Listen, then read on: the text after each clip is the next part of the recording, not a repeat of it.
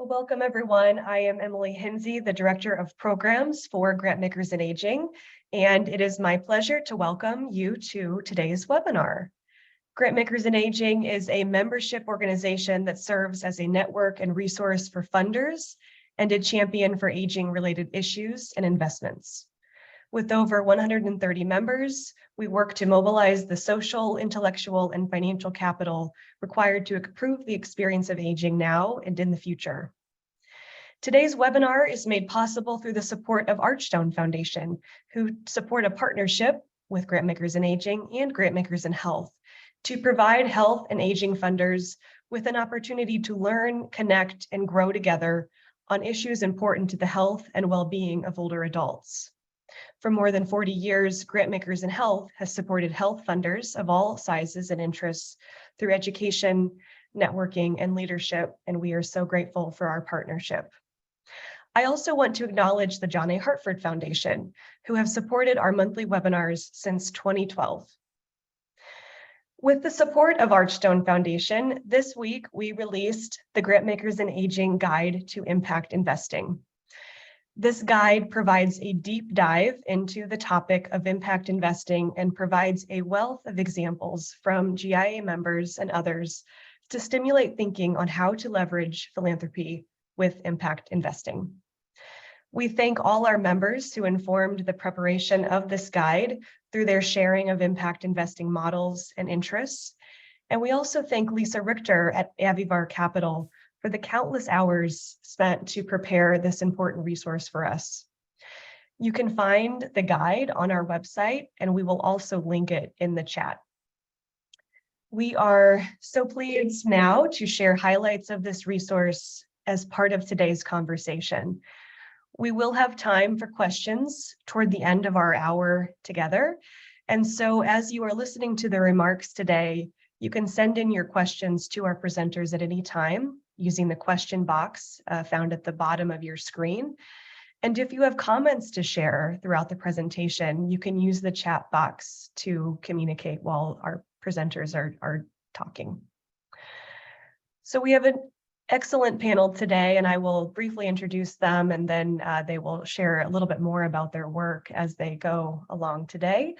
But with us, we have Lisa Richter, who is the managing partner at Avivar Capital. And Lisa has been a tremendous partner to us as we have worked on our impact investing resources over the last year.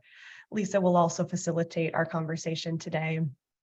Also with us is Candace Robinson, the Director of Healthy Communities, and Yi Wei, Senior Director of Capital Deployment Initiatives. Candace and Yi represent the CDFI many of you have long known as Capital Impact Partners. This is now part of a larger family of mission-driven financial institutions called Momentous Capital, and they will share a little bit more about that later on. Also with us is Deborah Casemeyer, who is the Director of Community Development and Investments at Northern Trust. We will be making our presentation available to anyone who wishes to listen to it later, and we will be sharing that via email within the next few days. And so Lisa, with that, I will turn it over to you to guide us in our conversation. Thank you so much. Thank you so much, Emily, and I hope everyone can hear me. I am so grateful to you, to Lindsay Goldman at Grantmakers in Aging and the entire Grantmakers in Aging team, as well as Christopher Langston and the Archstone Foundation for making possible both the guide, the GIA guide to impact investing, as well as a series of webinars that we hope will make the topic of impact investing and this new tool that Grantmakers can use accessible to all of your members. And I do also want to give a shout out to old friends at Grantmakers in Health. So glad that you're along as we move the frontier further into advancing opportunities for health, particularly among the population of aging adults. So we wanted to begin by just doing a quick poll to be sure that we have a feel for the 186 folks that registered for the for the webinar to get a feel for how much you know or perhaps already practice impact investing. So if you could quickly answer the poll, we'll just take this into account. And I know that Alice Daniels at GIA will reflect the results for us. In the meantime, I'll go ahead because there's so much to talk about in the hour we have together. And let me just quickly say about the guide that it is a lengthy document. I think it's about 55 pages long in all. And we know that folks have a hard time carving out big blocks of time for reading documents. And so I'd like to say, no worries. I would treat this like a cookbook where you sort of filter through, browse, and see what interests you, what may resonate for where your institution is in the process of learning about or possibly creating or perhaps implementing and refining an impact investment program, as well as seeing the numerous examples that are set out in sidebars of types of investments that your peers have underwritten or participated in urban, rural, and in some cases even tribal communities around the country. So we hope the guide has something for everybody and can be absorbed over time. By the way, there is also an executive summary that's maybe 5 pages long. That's probably a great teaser for board members. So why did Grantmakers in Aging want to do this, and why was Avivar Capital so thrilled to be able to partner? Well, I think everyone on the call is aware of the changing demographics through which the aging population is becoming vastly a greater share of our population in communities nationwide year by year. And our communities are not necessarily equipped to support those adults to age in a healthy fashion. And as the aging population grows, there's also a shift in demographics where populations of color are an increasing proportion of the population. And tragically, too often, those communities and populations have lacked access to resources over the decades with really very disturbing results by the time they get to be older adults, often shorter life expectancies or more complex conditions to be managed. And candidly, impact investing offers a tool to not only increase access to healthy aging for all adults, but particularly to target resources so that we can have more equitable access to healthy aging across all populations. And so we're very excited to share that with you. Now, what is it that we're talking about when we say impact investing?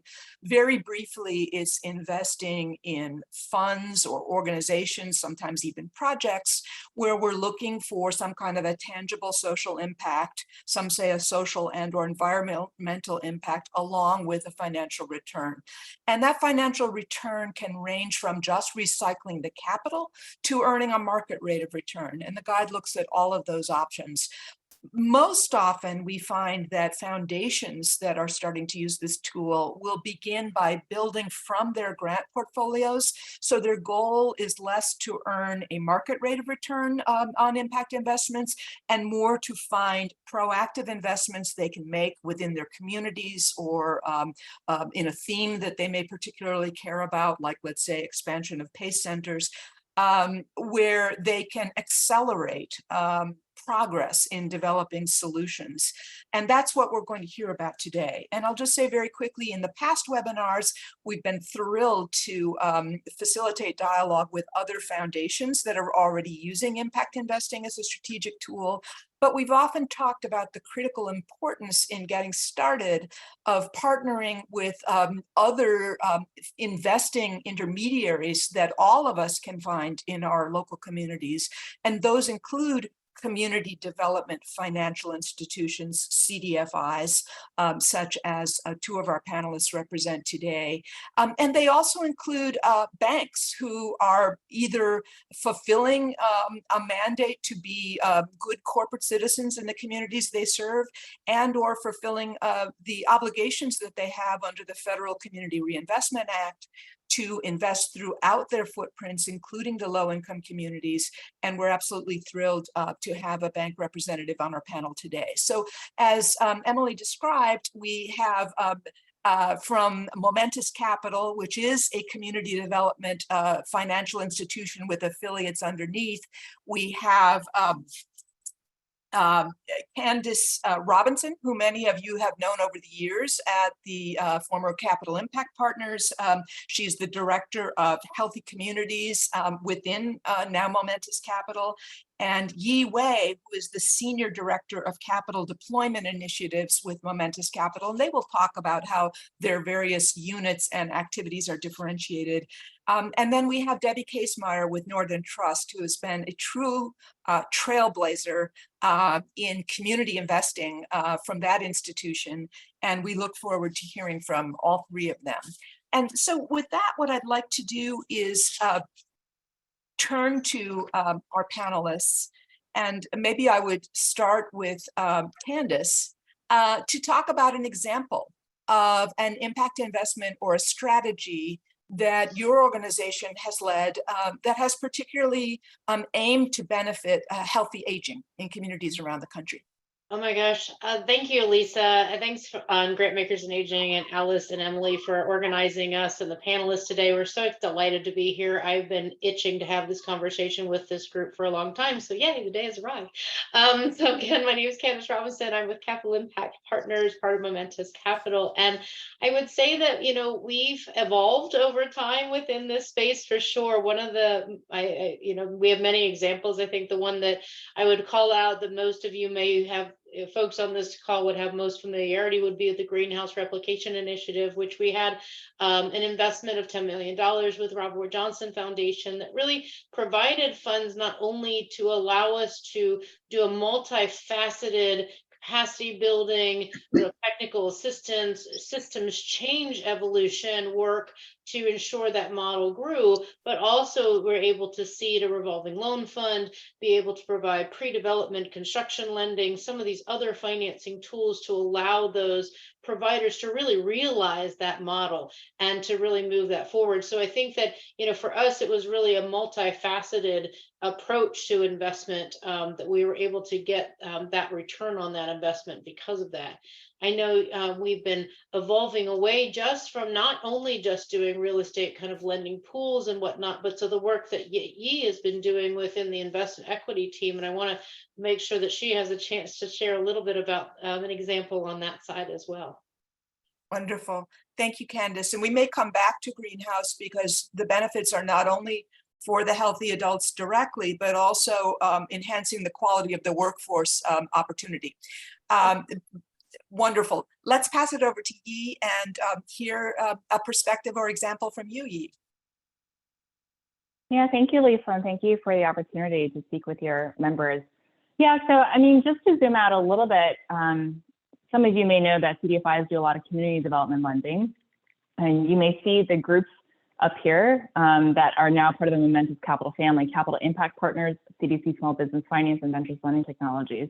We joined forces a couple of years ago to really blend together the community development approach that CDFIs typically have with a focus on small business lending. And this is really because we have a thesis that addressing health needs and aging needs requires addressing a holistic social determinants of health approach. So we invest across multiple sectors: healthy food, healthcare, education, economic opportunity, because we believe health requires all of those intersectional sectors to be invested in. And so that backdrop is important to understand how we approach our investing. So some of the impact investing work we have done recently, for example, is to invest at the business level, so businesses delivering healthcare services. In a recent example of that, we invested in a co-op conversion business, so a business that was owned by a single proprietor. She wanted to do something else, retire, and she decided she wanted to turn the company over to her employees. The company provides home healthcare services to low-income communities and the LA community. We know that the home healthcare client patient base is typically the elderly and people with disabilities and also low income. So there are a lot of intersectional demographics at play that we're interested in addressing. By investing in the company so that the employees can own the company, they get access to better benefits and pay. Primarily, these employees are women of color who are earning minimum wage without healthcare benefits themselves, even though they work in a healthcare space. And it's really hard for their clients to get services because oftentimes they're in remote areas. They do not have access to transport. They do not have the resources to go to more clinical settings. So these home healthcare services really extend that service availability to other communities that otherwise are not reached. And so through that investment, we had impact at the direct client patient level, at the employee level. And what we hope to see is that we can demonstrate that investing, make an investment in a cooperative is possible. We were the first preferred equity investors into a cooperative structure that we know of. And so that's a structure that we're trying to demonstrate can work. So there are a lot of different ways to address investing in the aging space, and not all of it is necessarily squarely, obviously, in the aging space. Thanks so much, Yi. And I can't help but mention that not only does the home healthcare business support healthy aging, but that service of helping a retiring owner find a buyer that will maintain the local business and the workforce is one of the great opportunities these days, and we do describe that in the guide. So Debbie, would love to hear some thoughts from you and a possible example. Yeah, so I think when we look at aging, similar to what you said, like we really are looking at it as part of our overall work. And so we are really focused on providing low-cost patient capital to underserved communities, including aging populations. I think the biggest challenge in aging is poverty, which is true across our work. So one of the things that we had done was the Denver Social Impact Bond, which on its face, people might not really think of that as being related to aging. But the reality is that while they don't count your age when they do the counts under HUD, there are studies that show that over 50% of homeless people are over the age of 50, and it is the highest growing percentage of any demographic. So we have a lot more homeless people that are entering homelessness or have been homeless than we had before, and that is only going to continue. So for the Denver Social Impact Bond, a Pay for Success transaction with the city of Denver, where we, along with some foundations, front-funded the social intervention to provide the wraparound social supports for 250 chronically homeless individuals that spent over 200 days a year in jail, detox, and emergency rooms. 90% of those people were over the age of 50. So it very much was an aging population. The transaction is unique in that we were paid back from the city of Denver only if the success metrics were reached. So we were paid back based upon housing stability. So after someone was stably housed for 365 days, on day 366, they started generating a payment. And then there was a second tranche where payment was based upon reduction in jail days. Full randomized controlled trial, treatment and control group. Urban Institute was the independent evaluator. The program was 5 years. It started in 2017, ended super successful. So what we showed was that in actuality, it was cheaper for the city of Denver to pay for the intervention than it was if they just went the status quo and left people on the streets to fend for themselves and have really bad outcomes. So that was super exciting because that's really what we're all about, is trying to figure out how can we take these ideas and create sustainability in addition to the impact. So this last year, what they did was we created another program, SIB 2.0, I guess, using CIPRA, which is a federal program that actually the federal government through Treasury can make a grant to a state or municipality for success payments. So the second one that we're doing, same idea, homeless population, chronically homeless, housing, providing wraparound social supports. But on top of that, it's high needs medical. And so in this case, we're paid back again by housing stability, avoidance of jail days, but also reduction in Medicaid costs. And if those reductions in Medicaid are met, then the federal government will provide that payment. So it creates yet another incentive for local government to be part of these solutions and to contribute to the long-term sustainability of the project. And US Treasury, like that program, it took them a very long time to launch. But once they launched it, they had not as many applicants as they had hoped. We have heard they're getting ready to launch it again, and they are looking for brand new ideas.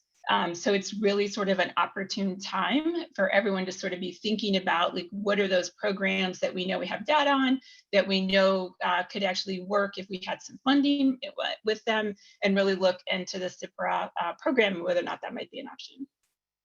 Super helpful. Thank you, Debbie. And Northern Trust really has been a trailblazer, particularly in so-called SIBs, or social impact bonds, otherwise known as pay for success, just as Debbie was describing.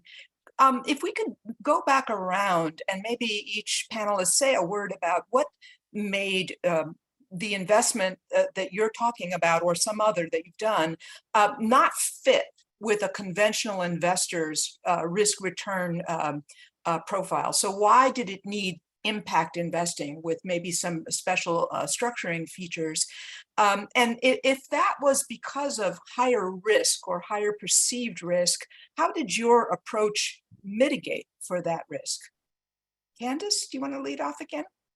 Sure. I mean, I think you just hit the nail on the head of why it's why it's not traditional as the perception of risk, right? It's not necessarily that there is risk there, or that their risk is inherent to that model or whatnot. But I think it's that perception of risk is what makes these impact investing space exist. Is in general. I think that what we're finding and what we have looked at is, just how do we, from the community development lens that we bring with capital impact, is how do we strengthen the capacity and the system? And often the investment is in an innovative model that maybe is untested or new, or doesn't have a 10 or 15 years worth of clinical trials to show, yes, this model is the best. But just to know that we know that putting housing and services together innately is good, right? And I think so it's almost to the extent of we look at what is the model, what is it going to do, how it's been perceived, and is that something that's being advanced? And at that point, I think really then we look at how do we strengthen the environment, the investment. I think what we saw in the Coming Home program and our greenhouse replication initiative was that it wasn't just an investment directly only to these providers who wanted to advance a greenhouse model, or who wanted to advance affordable housing, assisted living models at that time, that was a nuanced blending, Medicaid dollars with low-income housing tax credit and all these other financing tools that don't all line up. And I think that's what also comes to the fact that most of this innovation that we're going to talking about going deep and having impact for the aging space or for health outcome, it requires that interdisciplinary intersection of lots of sectors, which makes it really messy. And so traditional bankers or investing makes it really hard for them to kind of wrap their heads around some of that issue, I think is what I've seen, and kind of one of the reasons why we do that. And the examples of some of the programs that we've invested in, especially if it's in specific model that we're investing in, we wrap around that policy work, that systems change, the capacity building, all of these other pieces, because we want to see a success in that model. And it's also really testing and ensuring that the environment can sustain that investment as well. You don't want to necessarily put money into the ground on the ground and not know that there's a sustainability or replicability, or that model and that money that's being invested actually allows them to continue. So I think that's, from my perspective, I'm sure Debbie and Yi have different perspectives from where they sit that they'd like to share as well. But maybe before we pass it to Yi, I can't help but comment that when you talk about many parts and complexity and novelty, which comes along with innovation, and how we explore new ways of solving problems, all of that increases transaction cost. And the conventional lender, I think, is programmed, and this is simply what they're programmed to do, to look at more standardized transactions, oftentimes larger transactions. That's the institutions have a mandate to be safe and sound, which means profitable, and that kind of works against some of the creative risk-taking and experimentation that I hear you talking about. So I also kind of understand between the lines there that you need an investor that can go with the flow of that more complicated timeline and perhaps multiple sources of grant and investment capital coming together.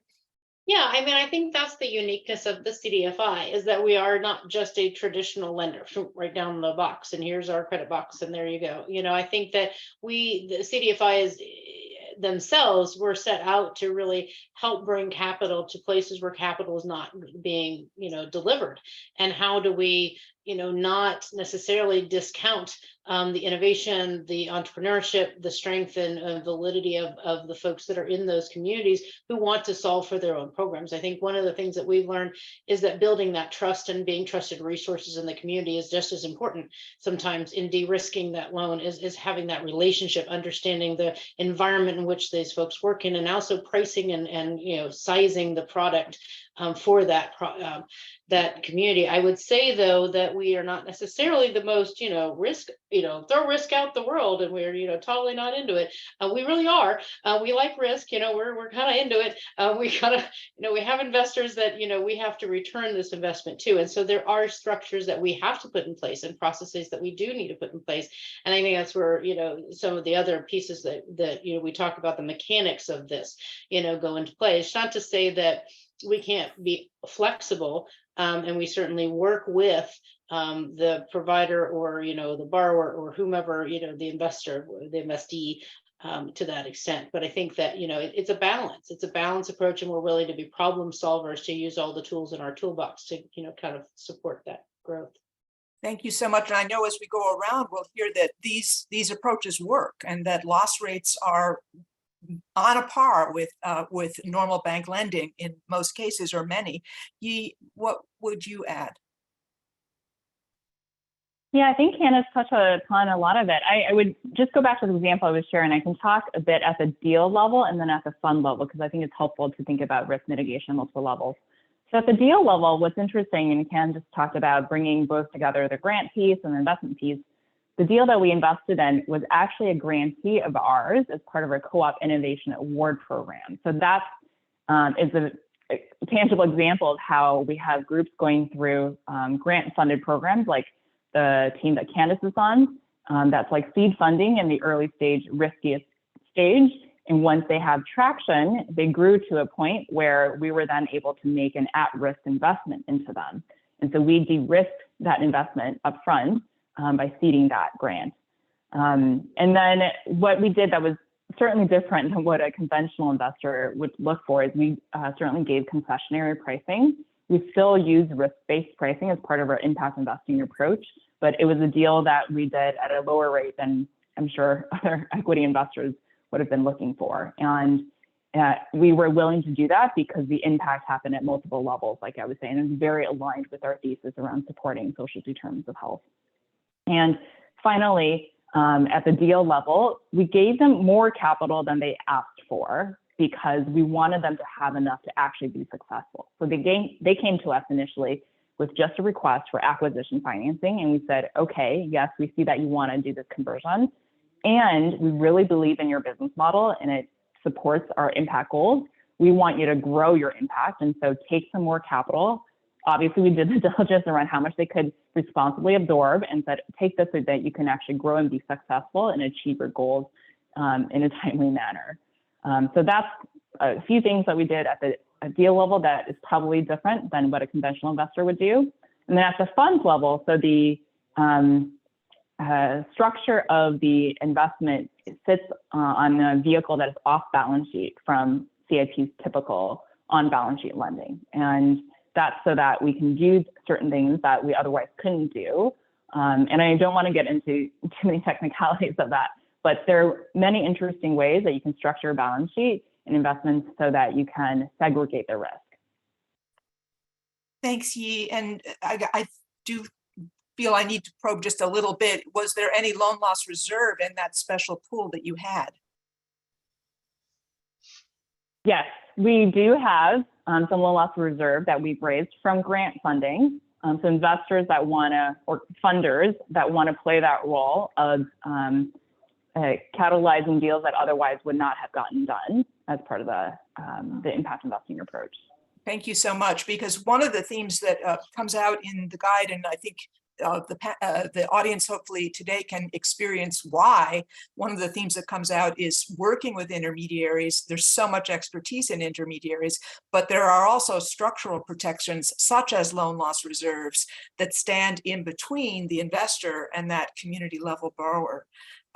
Debbie, you've had a unique challenge because you work in a regulated financial institution. And so you have to drive impact within a certain risk management regime. And you've done an amazing job at that. What have been some of the learnings? Yeah, we're all about risk. Like we have to be all about risk. And because the whole idea when you think about rate return and risk, right? So the higher the rate, the more risk that you're, associating with that. So we looked at that and said, okay, we need to reduce the rate down or reduce the risk down as much as possible if we are going to not charge a return. And so that's how we approach everything. So the good thing is that I'm a commercial lender by background. And so I bring that to everything we look at. And so when we look at these transactions, we are always looking about how can we do this and mitigate this risk. So we use intermediaries all the time. So we do not do direct project deals because we can't. Like that is not something that I can risk mitigate within my group, within my team. That would be a commercial loan. And then that is why you have to pay those rates. So we really are looking at the community development tool set to figure out what is the appropriate tool for our capital to flow through an intermediary to create the impacts that we need to create. Then I work with some foundation clients that are investing their endowment, and I always tell them the same thing. Like because they want to do that same thing. They don't want to risk their endowment. That's not what they're looking to do, but they want to create impact. They don't want to maximize their financial return because they're maximizing their impacts. So it's always through intermediaries that we are looking to deploy our capital. I will say for our CDFI portfolio, we're a big investor in CDFIs. We've had 0 losses in our CDFI funds over the 25 years that we've been doing this. In total, I would say across all of our investing, we've had very, very limited losses across. So we have been able to sort of deliver.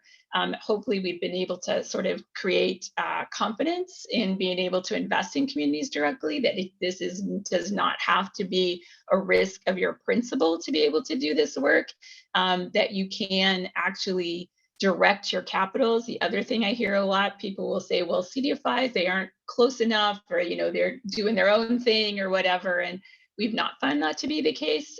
So we've helped create new CDFIs. We've brought CDFIs into communities with capital, and we've worked with CDFIs to address very specific problems that we've encountered as a way for us to help mitigate the risk, pass on low cost credit, and create that long-term sustainable change, which is what we're all trying to do, right? Like the most frustrating thing for me is that Lisa and I have known each other for like 28 years and we're still having the same conversations, right? Like it's like, we have to stop meeting like this, Lisa. Like we have to figure this out and actually start having sustainable solutions that will allow us to move forward and actually deliver on the impacts that we all want to.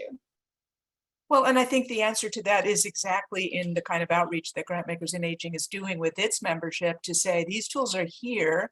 They've actually been tested now since 1968 when the Ford Foundation invented program-related investing, which explicitly seeks to take more risk or accept a lower return than a conventional investment in order to drive charitable purpose. I think what we can experience in the panel today is that over that 60 years or so, this field has become highly professionalized without losing its commitment to mission and to reaching the markets that continue to be underserved. And so the opportunity we have, I think, is how to more broadly use the tools and the partnerships that are available today. And we certainly hope that that becomes some of the outputs or outcomes from this partnership with Grantmakers in Aging. We wanted to do one closing question with the group, and that is simply, as you might make suggestions to investors about the kinds of things they might invest in their communities, and these can be high level, senior housing has taken an enormous amount of impact capital, access to healthy food that's been mentioned. There are certain CDFIs that have created programs to lend to older adults to make sure that they can continue to start up new enterprises, et cetera. Just a couple of ideas, things that you've either seen or think should be possible. And maybe Candace, will start with you once more. So many things. I think that we have, what we've seen and what we can see. I think one of the things I've seen growing recently is the investment into technologies. So, we have a lot, I think it was the Aging 2.0, kind of group that was really creating that kind of Shark Tank space where these technologies could really interface with providers on the ground. I think one of the things that we've also seen is just a lot more sophistication amongst organizations who are social service providers, mostly long-term care service providers, home and community-based service providers, and also homeless providers who, God love, have been waiting for Godot for housing, units to show up, and so have decided to become housing developers on their own. And I think it's an exciting opportunity to invest in that, although that takes an awful lot of different muscle. And I think that we need to be careful that we're investing in the capital and the working and change management of those organizations if we're making those types of investments, because that, being a social service provider and being an asset developer and manager is two different kind of schools of thought and, thinking and language and all of these things. And it's not to say it can't happen. We just need to right size, right? So we've seen a lot of that. I think we've also seen, CDFIs themselves to evolve. We just recently completed a lot of work with a fellow CDFI, the Nonprofit Finance Fund, called Catalyzing Finance for Racial Equity. So even as we've evolved as an industry over the last, since the 1960s, we also have grown bigger. And are we too big? And now we need to kind of go back to center, which is our communities, which is really where our foundation is. And so I feel like you've seen a lot more shift in the CDFI industry, kind of place-based focus, more comprehensive, kind of coming in not just in sector, but looking at kind of across sectors. And so as we as an organization, I know Grant Makers and Aging, we talk an awful lot about housing and services and delivery of care and housing and all of these kinds of cross disciplines and cross sectors. It's important, I think, that we think about financing has to follow that function as well. And I think that we have lots of silos that have to still be broken down for some of those tools to come together for the investment. So that's so helpful, Candace. And I have to give a shout out to the National PACE Association, because in conversations coming out of this work, they are now launching a pre-development loan program to help organizations become sponsors of PACE centers, program of comprehensive care for the elderly in communities around the country that are still underserved. You also mentioned technology, and today we're talking mostly about community-based investing. So it is more focused on real estate and services and enterprises, but there is a parallel huge development of venture capital backed technological innovation to promote healthy aging, longer term aging, et cetera. And hopefully that's something we can look at another time. Passing it to Yi.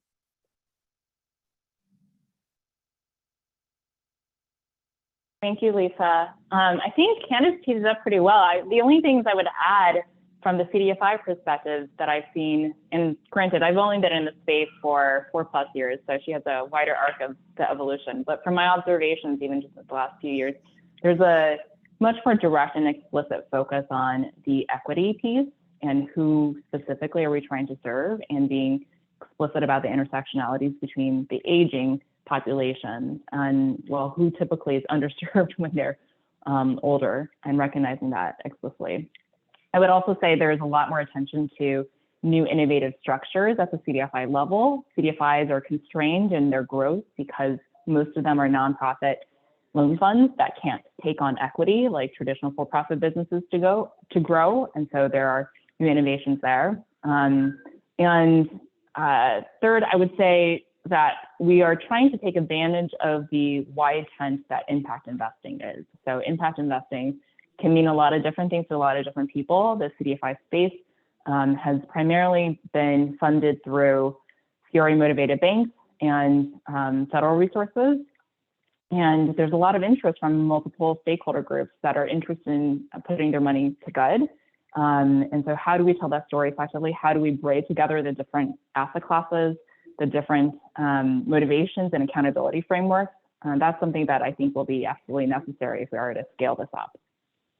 Thank you, Yi. And that actually speaks to one of the questions that came in from the panel, which talks about the necessity of braiding different kinds of capital in order to fully address the family caregiving issues. Let's move along. We may come back to that, but Debbie, your thoughts, sort of wrapping up before we get to Q&A. So we're looking at capital gaps, right? So we're looking at place-based capital gaps. And the one thing I will say is, like, for any issue area, I think foundations and social service providers play a critical role, because getting those tables together and sharing that information, they're not always looking for capital gaps. So then you bring in someone that has more of an investor or lender type focus, really allows you to sort of say, where could capital fit into sort of these issues? So I'll just give a quick example. In Richmond, the foundation there was working, really around aging and bringing together all the different partners. And so, of course, like typical housing, those sorts of things, caregivers, all those things were all coming up. And we were looking at addressing those. But one of the things that we were working on was starting a CDFI that was doing car loans. So it was really a wraparound social support system almost for very low income people that were doing car loans. And then someone in this larger continuum said, oh my gosh, like our care workers could so use that, right? So being able to sort of take these tools that are already out there, already being developed, and then take them and then carry them across these larger areas. Another one is the same kind of conversation we were having, and it was around home repair.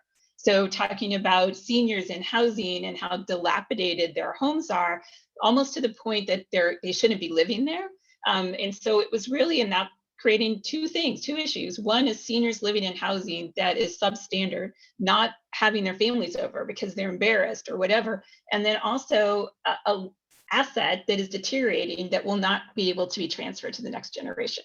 So really attacking generational wealth transfer, right? So then it's like, okay, wait, we can do that. Like we do this all the time, right? We can figure out pools of capital around this, right? So it's a really great time, I think, to be having these crosstalks between typical partners where you're talking grants and you're talking, that kind of thing. But then bringing in these impact tools and saying, okay, how can we marry this together to make this work grow and become more sustainable?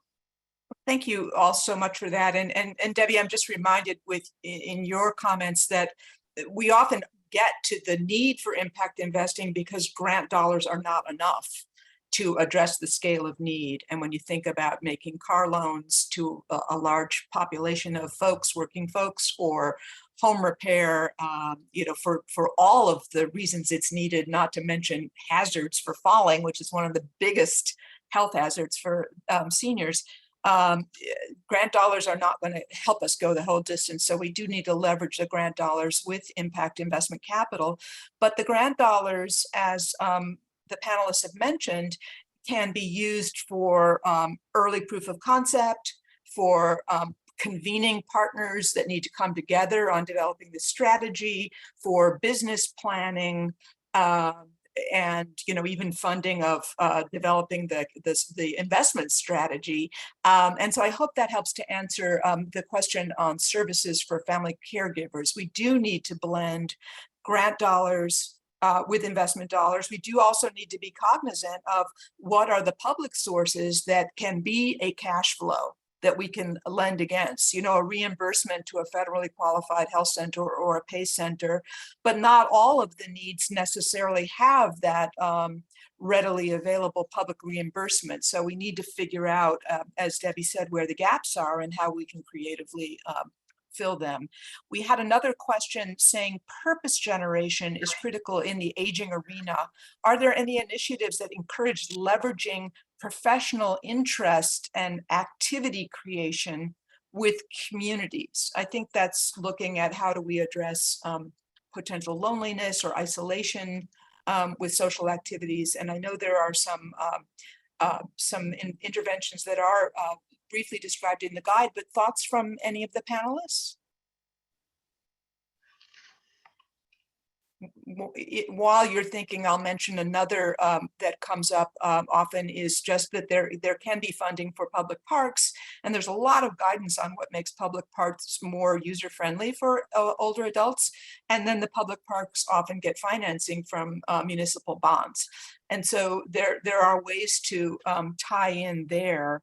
I think some of the interventions that I've read about that are venture-backed have to do with creating social media tools that engage people in local groups for either outings or recreation. We've certainly also seen that in some of the housing developments, there's very intentional enhancement of just the pure shelter function with libraries, walking areas, game rooms, planned social activities, et cetera. And sustainable solutions may come from a single innovator or innovators.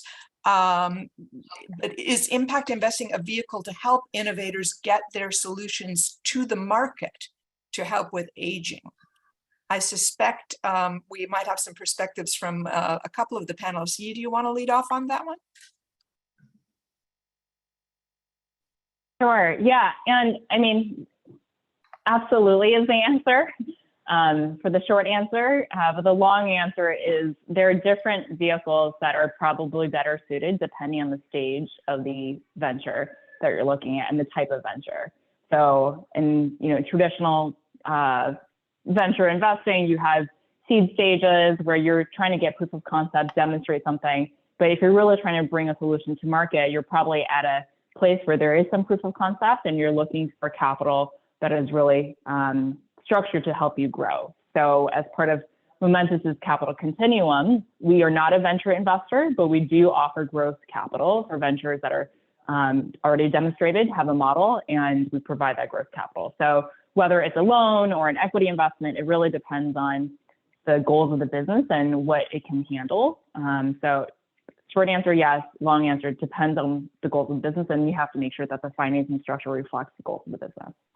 That's great. And I might just add to that, that of course, with nonprofit organizations that are really public purpose organizations, and they're not owned by any private entities, our available tools are grants and loans. We can't have private owners or equity investors in nonprofit entities. And so there's been a huge amount of creativity among CDFIs over the years and others on how to structure venture capital like flexible investments into service providers so that they can have a growth trajectory. At the same time, there's been the evolution of social enterprises, which are for-profit businesses created with a social mission that can raise venture capital and private equity to expand their services. I'm thinking of one Latina-founded healthcare company called Revealix, which is, it brings an iPhone up to a patient that has wounds, such as wounds on the foot, so often a diabetes sufferer, and can quickly determine with heat mapping the risk that that wound will develop into a needed amputation. Tragically, amputations are disproportionately in communities of color and low-income communities, and this kind of intervention, which is venture-backed, is designed to help stop that. So we certainly see the venture capital industry looking for unconventional founders, diverse founders, women founders, founders of color, whose lived experience is propelling them to creating solutions that haven't come to the fore in the past. The founder of this company was a wound specialist, not an MD or a PhD, but really exciting development. Debbie or Candace, would you want to add at all on the innovation front? I would just say that you're really talking about population solutions. You're not really talking about community-based solutions. And I think that's the difference. So if you have a market, you could get to a market solution where you could get a return similar to venture capital, whatever. That's not going to happen on community development, place-based structures. And the reason it's not going to happen is you have to kind of think through capital. You're taking the return from the very people that you're trying to help. which is not what anyone wants to do. And you would also be in a situation where someone could say, aren't you making money on the backs of elderly, right? So there's real risk in terms of, kind of conflating market with, impact investing and all that sort of stuff that you just have to think through. And I will say that there are providers of some of these innovations who have been hesitant to become for-profit entities because they've been fearful that their venture capital investors would want them to go for these global markets that would make it hard for them to target the most underserved. So this issue is being worked out among the impact investing marketplace, where the mission-driven impact investors may make it possible for a socially driven enterprise to serve an underserved market for the long term. But I couldn't agree more with Debbie that when you're talking about venture capital, you need a large population for growth. And that's often hard to achieve within just a fixed geography. So these are some of the tensions that we try to balance. Candace, it looked like you were ready to leap in there. Yeah, I do. I think all of the comments are absolutely spot on. And I think what it brings up in my mind is how you develop the pipeline for this investment and making sure that it's not too narrow, but it's not too broad, right? There's this kind of delicate balance when you're getting into impact investing to ensure that, yes, I want to help this community, or I want to help this place, or I want to help this population, or whatever I'm trying to get, whatever the impact is. I think it's just very clear that it's just kind of making sure that the pipeline is not too narrow. That's like, we're just going to help this small community, because if you only have that small community, you kind of run out of investments after about 2 or 3 years, right? And how long, not to say that it's not good to do that. I'm just saying that it can't necessarily just be senior housing. It has to be affordable housing, right? That has this type of outcome. And so then it's a broader sense that you're also expanding your pipeline a little bit, your opportunities a little bit too, so that you're not curtailing or limiting the opportunities of investments as well as innovators to be able to bring new things to the table. Say, well, it sort of fits in your mission because of X, and here's how it fits that, that it's not so in the small narrow alley, that making sure that folks have that flexibility of capital that's available to them as well. So helpful. And even when we think about housing with an older adult's lens, it can be everything from foreclosure prevention to home improvement, as Debbie cited, to walkable mixed age, including grand families housing, to senior housing with supportive services, to long-term care. It's really an entire continuum. And most communities don't have nearly the supply that they need for that. And most probably don't have an explicit program that's doing outreach to older adults to potentially become emerging entrepreneurs or possibly be placed in ongoing work in some way. So there's just a range of innovation that can be happening even at the community level. Emily, I think we're coming up pretty much on time, and I think we've answered the questions that came from the listeners. I want to say just how grateful I am to have these organizations and organizations like them serving communities across the country. I hope all of our participants today will reach out and discover who your local CDFIs and potential community bank partners are, as well as reaching out to any of us individually. And I did see one request for the poll results, so maybe we can also see that before we wind up. But thank you all again so much for joining us today, and special thanks to our panelists and grant makers in aging. Thank you so much. This was fantastic and just such an interesting conversation. So I really appreciate you being here. I appreciate the questions from our audience, and please enjoy our guide. And I think there's much more conversation to be had on this topic. So we really appreciate the opportunity to just spend an hour together, and hopefully can do more in the future. So I want to, before we leave, thank Archstone Foundation and the John A. Hartford Foundation for their support of this webinar, and also to Grantmakers in Health for their partnership. We will be making today's recording available and sending that out to everyone in just a few days. Please follow us. We have a Twitter, Facebook, and LinkedIn page where we share a number of resources, and we'll also be sharing a survey after the webinar and would invite you to fill that out to help us inform our programming. We will have a webinar that we're participating in partnership with the National Council on Aging on April 27th, talking about trends in philanthropic support for aging. So don't miss that. We have the information on our website. And finally, I just want to thank all of you for joining us today, and we hope that you will join us again next time. So take care, everyone, and thanks again. Bye-bye.